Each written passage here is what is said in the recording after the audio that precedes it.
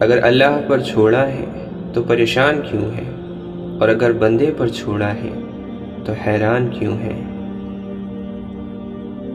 اگر تم اللہ کے یہاں اپنی حیثیت جاننا چاہتے ہو تو یہ دیکھو کہ اس نے تمہیں کس کام میں لگا رکھا ہے۔ جب معاملہ اللہ کے سپرد کر دیا کرو تو معاملے اور اللہ کے درمیان سے نکل جایا کرو۔ فرش والوں کی نہیں چلتی جب فیصلے عرش سے آتے ہیں۔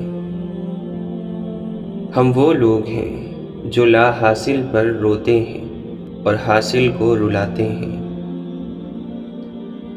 دوست کتاب راستہ اور سوچ غلط ہو تو گمراہ کر دیتے ہیں۔ کون کیا کر رہا ہے، کیسے کر رہا ہے اور کیوں کر رہا ہے، ان سب سے آپ جتنا دور رہو گے اتنا ہی خوش رہو گے۔ جو کسی مقصد کے لیے مرتے ہیں وہ مرتے نہیں، اور جو بے مقصد جیتے ہیں وہ جیتے نہیں۔ زیادہ دور دیکھنے کی چاہت میں بہت کچھ پاس سے گزر جاتا ہے۔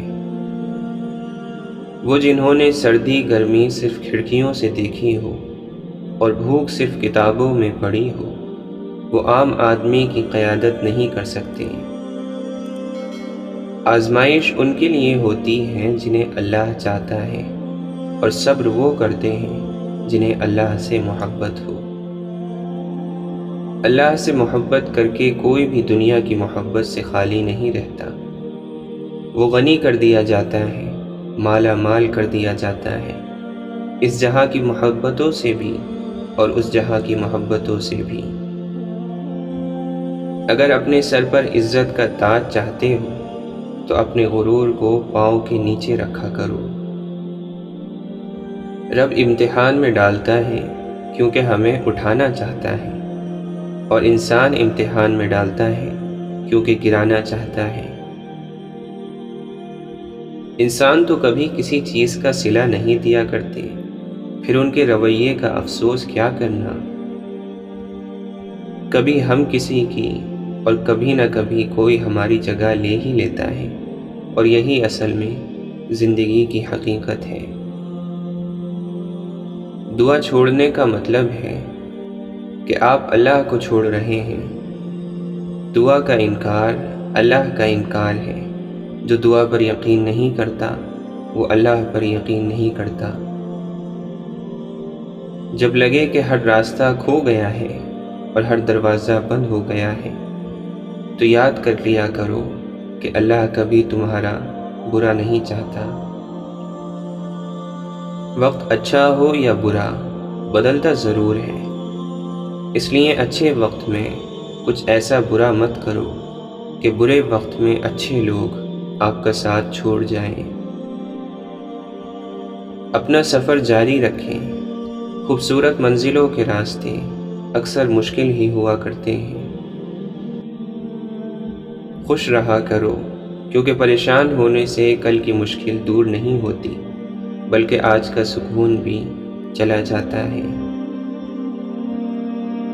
جو لوگ ہر چیز خوشی سے اللہ کے ہاتھ میں تھما دیتے ہیں وہ یقینی طور پر ہر چیز میں اللہ کا ہاتھ پائیں گے اور اس کی مدد پائیں گے۔ دنیا میں کسی بھی حوالے سے کسی دوسرے کی ضرورت بدترین تکلیف ہوتی ہے۔ اللہ تعالیٰ سے ہر وقت دعا کرنی چاہیے کہ وہ ہمیں اپنے سوا کسی اور کا محتاج نہ کرے۔ کچھ مردوں کا جنازہ ہی پہلی بار انہیں مسجد لے کر آتا ہے، اور کچھ عورتوں کا کفن ہی پہلی بار انہیں پردہ کرواتا ہے۔ شیخ سعدی فرماتے ہیں، جنت کا تصور دنیا کو خوبصورت بنانے کے لیے ہے۔ اگر جنت کو پانے کے لیے دنیا کو بگاڑنا پڑے تو دنیا کو مت بگاڑو، بلکہ جنت کے اس بگڑے ہوئے تصور کو سنوارو۔ جو قیمتی چیزیں ہمیں بن مانگے مل جاتی ہیں، بدقسمتی سے ہم انہیں پھر قیمتی نہیں سمجھتے۔ انسانوں سے غلطیاں ہو جایا کرتی ہیں، غلطی کا اعتراف کر کے سرخ رو ہو جائیں۔ اللہ تعالیٰ آپ کو عزتوں سے نوازے گا۔ جیتنے والے کو کسی وضاحت کی ضرورت نہیں ہوتی اور ہارنے والے کی 100 وضاحتیں بھی ناکافی ہوتی ہیں۔ انسان بڑا ہے تو اپنی سوچ کی وجہ سے، شریف ہے تو اپنے بول کی وجہ سے، قابل احترام ہے تو اپنے عمل کی وجہ سے۔ محبت تو دراصل وہ ہے جو محمد صلی اللہ علیہ وسلم نے اپنی امت سے کی۔ مولانا رومی فرماتے ہیں، کل میں ہوشیار نوجوان تھا، دنیا بدلنا چاہتا تھا، آج میں سمجھدار بوڑھا ہوں، خود کو بدل رہا ہوں۔ قانون ایک ایسا مکڑی کا جال ہے جس کو پھاڑ کر طاقتور بچ نکلتا ہے اور غریب پھنس جاتا ہے۔ ہر نیا لمحہ شروع ہو کر یہ اعلان کرتا ہے، جو شخص بھلائی کرنے کی قدرت رکھتا ہے تو کر لے، اس لیے کہ میں دوبارہ لوٹ کر آنے والا نہیں ہوں۔ بے عمل قوموں کی امیدیں مایوسی سے زیادہ ہلاک کرنے والی ہوتی ہیں۔ کہتے ہیں کہ جب انسان کو عبادات بے وقوفانہ لگے تو اپنے گھٹیا اور بدترین خیالات بھی عظیم لگنے لگتے ہیں۔ اگر آپ کو وہ فصل پسند نہیں جو آپ کاٹ رہے ہیں تو آپ ان بیجوں کی جانچ کیجئے جو آپ بو رہے ہیں۔ مسئلے خود حل نہیں ہوتے، کرنے پڑتے ہیں، اور اس کے 2 طریقے ہیں، یا تو خود میں ہمت تلاش کرو یا زیادہ ہمت والے کو تلاش کرو۔ ہمارے آباء و اجداد نے کہا ہے کہ ایک راز جو آپ کے منہ میں نہیں رک سکا، دوسروں سے کیوں امید کرتے ہو کہ وہ اسے روک لیں گے؟ آج امت مسلمہ کا سارا زور مسلمان بننے میں نہیں، مسلمان دکھنے میں ہے۔ جب ہر چیز کو چھوڑ ہی جانا ہے تو پھر حاصل کیا، محرومی کیا، جیت کیا اور ہار کیا؟ اے میرے رب، علم دینا تو عمل بھی دینا، ورنہ عالم کی جہالت سے بچانا۔ معافی کے بعد معاملہ خطا کار اور خدا کا ہے، ہمیں خدائی منصب سنبھالنے کی اجازت نہیں۔ انسان جب حیوان بن جائے تو اس کا نہ کوئی مذہب رہتا ہے اور نہ کوئی مسلک۔ آنسو خالق اور مخلوق کے درمیان کوئی پردہ نہیں رہنے دیتے۔ ہم نے محبتوں، رحمتوں اور خوشیوں کی گنتی چھوڑ دی، اب ہم صرف دکھ، درد اور پیسے کو گنتے ہیں۔